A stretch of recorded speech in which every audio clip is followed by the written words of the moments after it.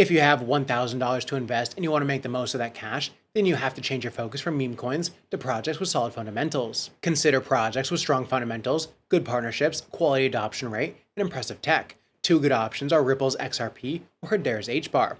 So when it comes to choosing between them, which should be your priority? Let's find out.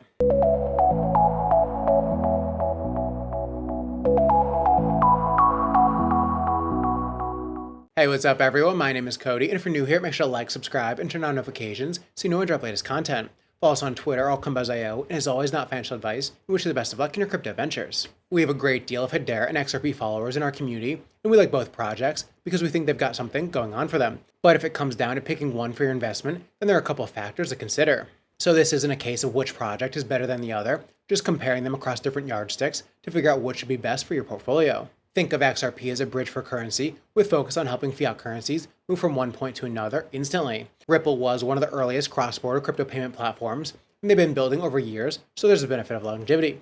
HBAR powers the Hedera network, and Hedera is a super fast, energy-efficient alternative to a blockchain. By this I mean that it wasn't built like Bitcoin or Ethereum. Hedera uses unique tech called Hashgraph, which makes transactions faster and more secure. HBAR is used for payments, staking, smart contracts, and empowering decentralized apps. So in summary, XRP is the cross-border payments king, and HBAR is the next-gen network for enterprise-grade apps. And crypto projects tend to explode if their core narrative booms. We saw DeFi and NFT projects win big in 2021, and that was because it was the narrative at the time. So where do both these guys fit? At the core of XRP's narrative is a clear mission to revolutionize cross-border payments. Right now, sending money across borders is slow, expensive, and inefficient, and XRP aims to fix that.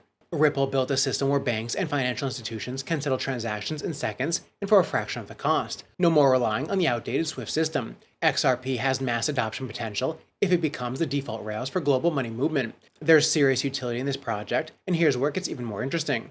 Things have been working out for Ripple lately, and for a while, Ripple's case with the SEC cast a dark shadow over it. But now that battle ended in Ripple's favor, giving XRP a clear path. That win lifted a huge cloud and gave investors renewed confidence.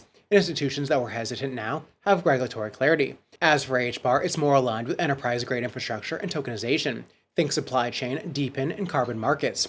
Hedera positions itself as the blockchain alternative for big institutions. Its targets are banks, supply chains, governments, and Fortune 500 companies. So both Hedera and Ripple are infrastructure projects at the institutional level. My take is that both have strong positioning in a bull market, driven by real-world use cases. Hedera wins big if enterprises and tokenized real-world assets lead the charge. Meanwhile, XRP gains from adoption in cross-border payments, such as ISO 20022. Now let's talk about partnerships, because in crypto, who you know matters just as much as what you do. Both XRP and HBAR have a good portfolio of partners. RippleNet has 300 plus financial institutions onboarded, big names like Santander, Bank of America, and several pilot CBDC programs. HBAR's adoption isn't just in financial services, but across multiple industries, thanks to its Hedera Governing Council. Some big names already on board are Google Cloud, IBM, Dell, Boeing, and there's also a recent partnership with NVIDIA. Now here's my take on their partnership. HBAR has more high-profile Web2 names, but XRP has better traction in the fintech and banking space. Regulation matters in today's crypto, so how do both these projects fare in this area? Ripple's SEC win brought it out of the mud, and for years the case was a huge setback for Ripple, but a US court ruled that XRP isn't a security when sold on secondary markets, and that has improved investor confidence. As for Hedera, it stayed out of regulatory troubles to date. Its focus on enterprise applications and features like decentralized identity management position it as a compliant platform, so there's reduced regulatory scrutiny. Walrus protocol has the fastest solution for data storage on the market today, and it's from the team behind Sui. It's a potential Filecoin killer because it does the same things Filecoin can't. One thing is it's so resilient that even with only a few nodes operating, your data availability won't be affected. Decentralized data storage on Walrus is solving a big problem that many blockchains suffer from, and that's poor coordination, and it affects you more than you realize. Walrus protocol has some big advantages with Sui and the Mu programming language over other decentralized data providers. The problem, as they call it, is coordination. It's making sure if a protocol does three things, that those things work seamlessly with each other, and also the protocol needs to work with other projects in the ecosystem and with blockchain infrastructure like validators. Just listen to the Sui co-founder describe the problem and how Walrus is part of the solution. The best platform for you to use to solve your coordination problem, because it comes with a lot of features that you already need out of the box, is Sui. And that's not just because, you can write a smart contract and it does stuff. That's one thing, of course, right? But also if we take the example, let's say again, of Walrus, even the things that are not in Sui, right? Let's say the storage nodes that are separate from Sui they still need to coordinate with each other. And our best bet, we believe, is to coordinate through Sui, right? To say, well, look, okay, we're all going to be reading and writing state from Sui, doing transactions, reading state, expressing things as resources when it makes sense, and that drives effectively that off-chain infrastructure. So check out the Walrus platform and the Wall token today. It's available on most of your favorite places to buy crypto, linked down below. Now let's talk about numbers. XRP has a market cap of just under $120 billion.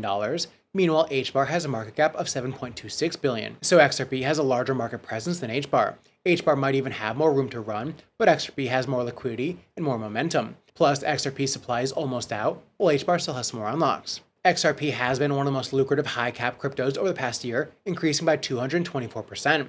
Starting from a price of about 61 cents on April 11, 2024, it's risen to its current value of about $2.